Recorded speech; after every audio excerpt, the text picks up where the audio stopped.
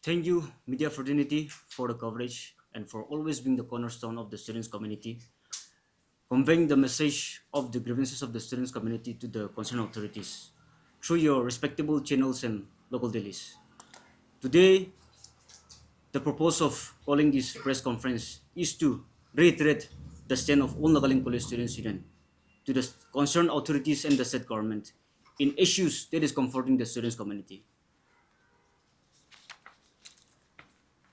With change of time and with the educational advancements and development, now the students' community are very enthusiastic into this competitive exams and all.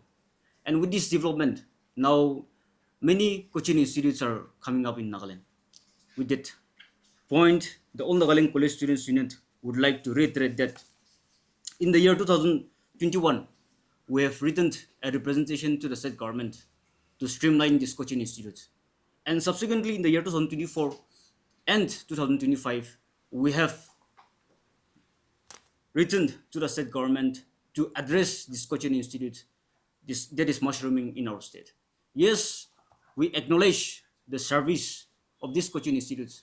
They are providing a yeoman service to their aspirants, and this coaching institute should be recognized by the state government as well by providing a grant in it as they are providing a good performance to the students.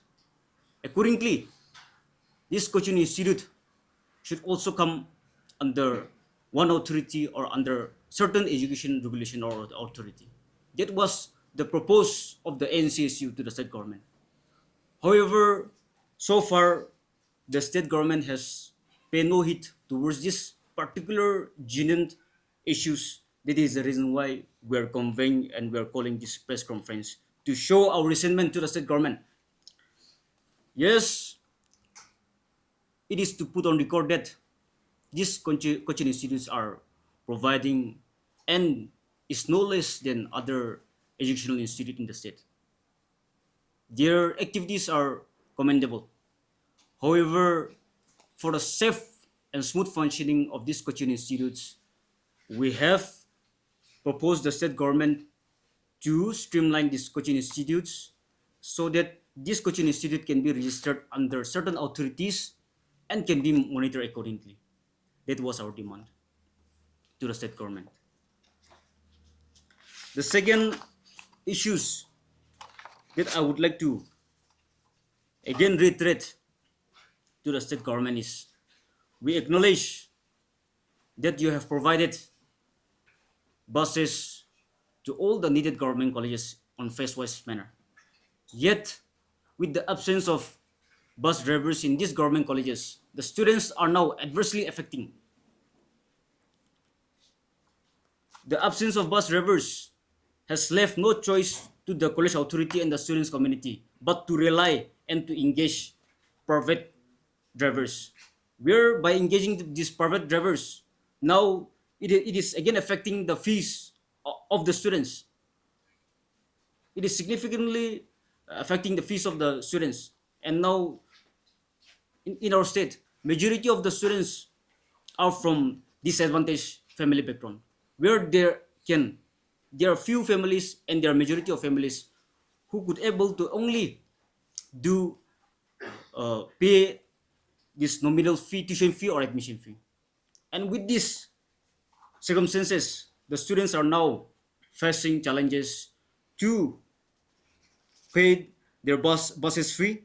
Accordingly, the All Nagaland College students have written to the state government a reminder dated 25 March 2025. However, the state government so far has not responded to these particular issues that our students are suffering for. And then accordingly, not only under this to these government colleges, but also to these polytechnic institutes where there are lack of bus drivers as well as shortage of buses. Therefore, through this platform, we would like to urge and appeal to the state government that bus drivers should be immediately appointed through proper recruitment system, as well as bus service should be provided to these government colleges as well as polytechnic institutes. The third point that we would like to again reiterate and reaffirm to the state government is under the higher education department. Now the department is functioning under this ex officio director. However, the proposed and the demand of the students community is through this representation dated 4 September 2024, we have written to the state government not to treat or to refrain from treating the post of the director as a political appointment, but appoint a candidate who meets the Nagaland Higher Education Service Rule 2015, which clearly states that any promotion or placement should be should be from additional directors or principal based on the merit cum seniority. Scheduled Service Rule Schedule 2, Rule 6, Clause 2. Based on merit cum seniority, the placements or the promotion of the director should be made amongst the additional director and the principal. However, the state government has failed to do so. And here we are not against any individual who are now from other cadres who are holding this particular respectable position, but we are against the policies, and we are demanding that the appointment should be made under the Nagaland Higher Education Service Rule. That is our demand to the state government. Now, this appointment or engagement is not only diminishing the moral principles or the motives of this particular cadres who are in charge of the particular department, but it is also affecting or demolishing the moral principles of the teaching faculties, and that is directly or indirectly affecting the students community. Therefore, our demand to the state government is to appoint a full-fledged director as per the service rule, so that this department can run or lead by an candidate or individual who are best equipped and can guide this vital sector. That is our third point that we want to apprise and remind to the state government.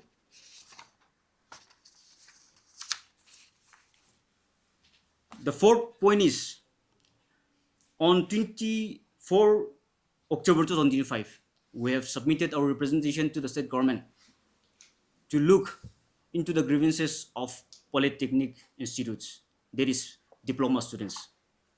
Now, with change of time and with the demand of the circumstances and with the educational opportunities in our state, we have all observed, and we are well aware that there are absence of particularly degree awarding government institutes.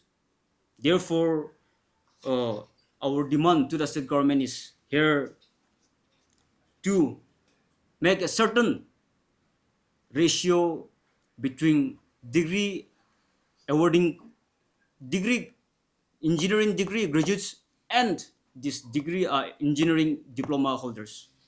The ratio should be maintained, because the diploma, particularly in the post of junior engineer, that the ratio should be 60 to 40. That is our demand. Yes, we acknowledge the state government for the concerned, and they're committed to promote skill-oriented education in our department, in our state.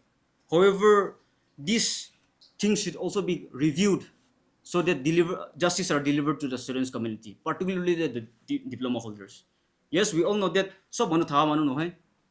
Tan Nagaland to degree awarding college nai.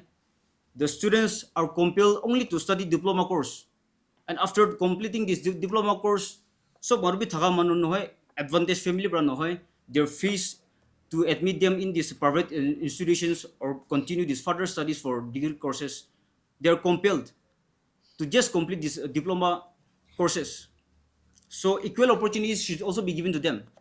That is the reason why the NCSU is of the propose and appeal to the state government that certain ratios should be maintained between engineering graduate degrees as well as and these degree diploma holders. Additionally, we also want to implore to the state government that the age eligible criteria should be maintained through this NPSC, because the students who enroll themselves in these various diploma courses right after this HSLC are at the age of 16.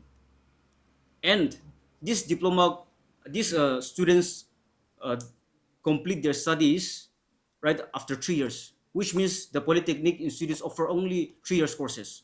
So at the age of 19, they completed their studies. So now here, this current and this existing eligible criteria age is depriving the students community for waiting 2 years completely to fulfill or fulfill this eligible to appear NPSC exam. And not only that, discouraging them to perform well in the NPSC. That is the reason why the NCSU is of the appeal, and with the voice of the students community, we're here to apprise the state government and request the state government as well as urge the state government to review such kind of policies so that equal opportunities are distributed to all the students communities.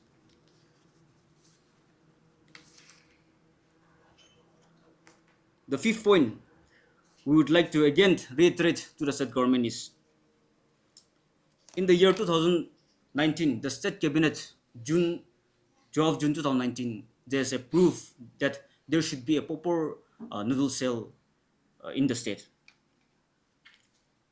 Therefore, the NCSU again has reiterated on 15 August 2025, an ultimatum was served to the state government to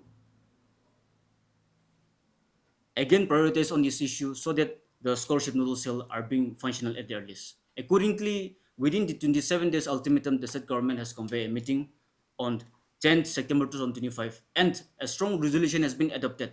So through this, based on this resolution, we would like to apprise to all the implementing scholarship agencies that NCC is vigilant on this issue, so that as per the resolution that you have amended and the state government has taken a decision, you are to depute one officials to the higher education department or to this particular noodle scholarship noodle cell, and as well as provide all the guidelines of the scholarships in true hard copy and soft copy to the concerned department so that these scholarship noodle cells are being functional at the earliest. And in this to come, the scholarship matters are not being again contradict to the students community, but it can be functional or it can be implemented smoothly and monitored smoothly by this particular cell.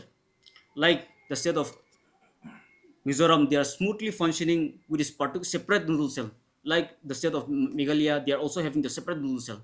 Therefore, even for the state of Nagaland, we should have proper or separate noodle cell so that in days to come, scholarships matters are not being again contradict or again being erased. So